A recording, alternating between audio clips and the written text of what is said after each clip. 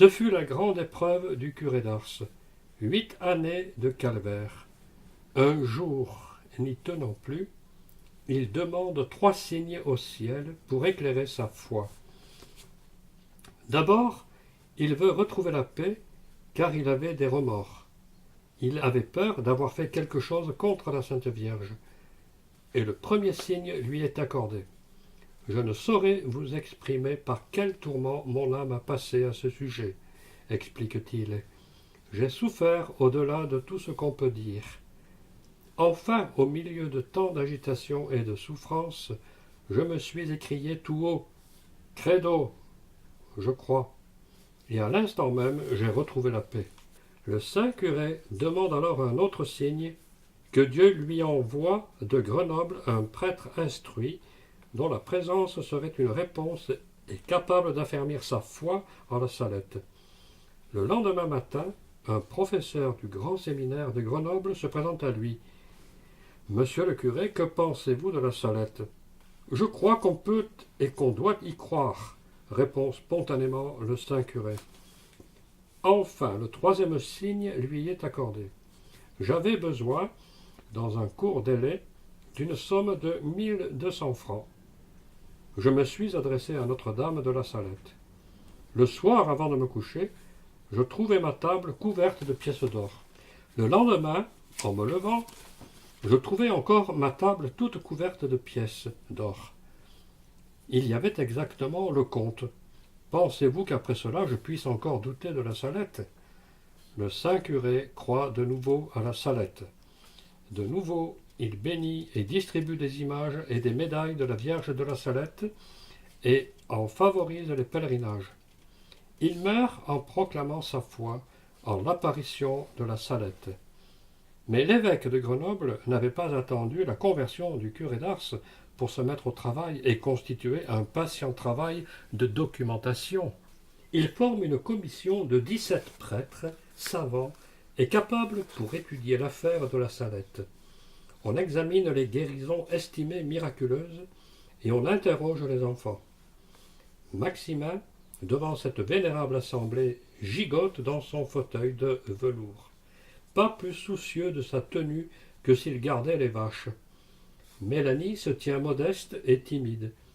Les enfants répondent sans hésiter à toutes les questions qu'on leur pose, mais refusent absolument de dire leurs secrets. C'est là le point délicat. Comment approuver l'apparition sans connaître le contenu de ces fameux secrets? Mais la Providence veille. Le pape Pie IX est au courant des événements de la Salette et comprend que l'évêque de Grenoble ne peut se prononcer sur l'apparition et annoncer aux fidèles les décisions de l'Église tant que les secrets ne seront pas connus de qui de droit. Il écrit donc à Monseigneur de Bruyères pour lui faire savoir que lui, le pape, désirerait connaître les secrets des 2 bergers. Peut-être ainsi que les enfants se décideront à les révéler. L'évêque charge alors un habile chanoine de faire part aux enfants des vœux du Saint-Père. « Maximin, je viens te parler d'une chose importante, annonce le chanoine. Le pape, vicaire de Jésus-Christ, parlant au nom de l'Église, peut-il se tromper? Non, monsieur. Si donc le pape te demandait ton secret, tu lui dirais, n'est-ce pas? Je ne suis pas encore devant le pape. Quand j'y serai, je verrai. Comment tu verras? Oui, selon ce qu'il me dira. S'il t'ordonne de lui dire ton secret, tu ne lui diras pas? S'il l'ordonne, je le lui dirai. Bien, mon enfant, je suis content de te voir dans ces bonnes dispositions. Le chanoine lui fait alors part des vœux du Saint-Père et va trouver la bergère. Mélanie accepte de dire le secret au pape quand celui-ci le commandera. Et comment feras-tu pour dire ton secret au pape, s'il le commande? Je le lui dirai à lui-même, ou bien je l'écrirai dans une lettre cachetée. Et cette lettre cachetée, à qui la remettras-tu pour la faire passer au pape? À monsieur l'évêque. Bien, quand le pape connaîtra ton secret, cela te fâchera-t-il s'il le publie? Cela le regarde, ce sera son affaire. il ne reste plus qu'à convoquer les enfants à l'évêché pour leur faire écrire leurs secrets qui seront ensuite cachetés et portés à Rome. On va chercher Maximin à l'école. L'enfant est ravi de cette sortie imprévue et manifeste sa joie avec exubérance. Mais Maximin, lui demande-t-on, il faut bien penser à ce que tu vas écrire. Il faut tâcher de bien te rappeler ton secret afin de ne rien oublier. Je n'ai pas à m'inquiéter, je me rappelle bien tout. Vous verrez, comme j'écrirai rapidement, sans chercher, quand nous serons arrivés.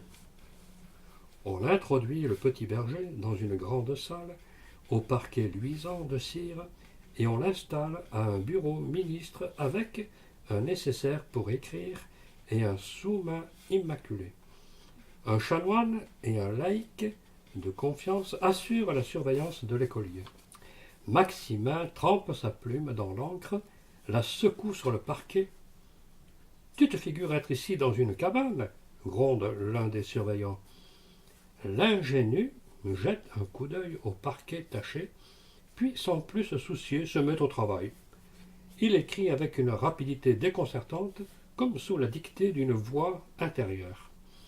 Et soudain, sa rédaction terminée, il se lève, jette sa feuille en l'air, pirouette et déclare « Maintenant je suis comme les autres. On n'aura plus besoin de me demander mon secret. On pourra aller demander des questions au pape. Il dira s'il veut. » Puis il court regarder par la fenêtre le spectacle de la rue.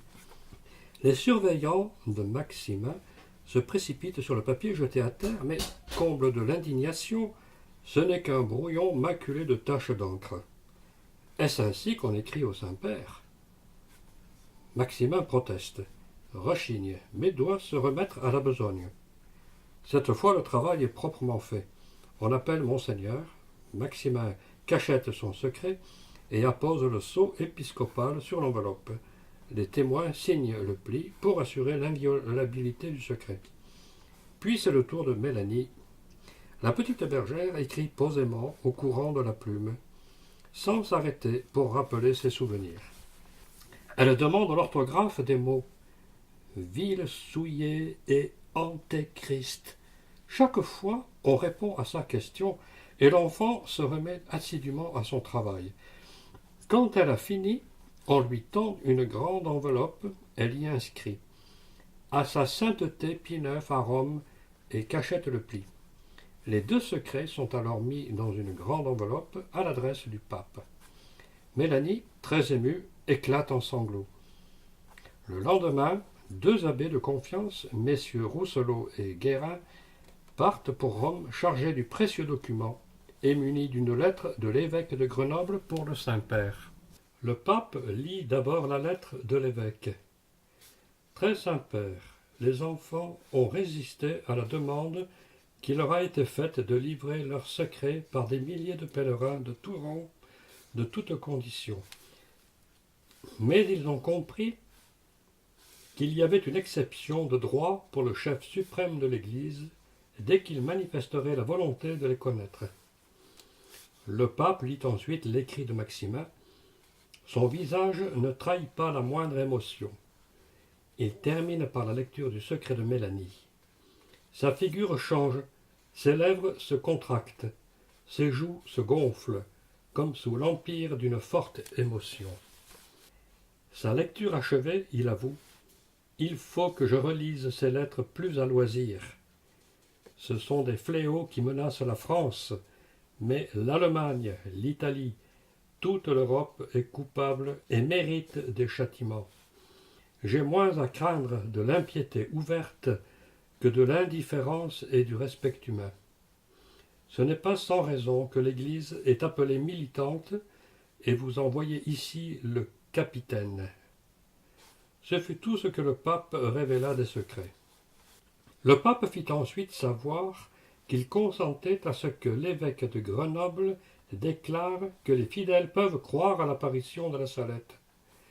Monseigneur de Bruyart s'en réjouit et prépara un mandement qu'il publia le 19 septembre 1851. Un mandement, c'est une instruction donnée par écrit. Donc, Monseigneur Bruyart s'en réjouit et prépara un mandement qu'il publia le 19 septembre 1851 jour du 5e anniversaire de l'apparition.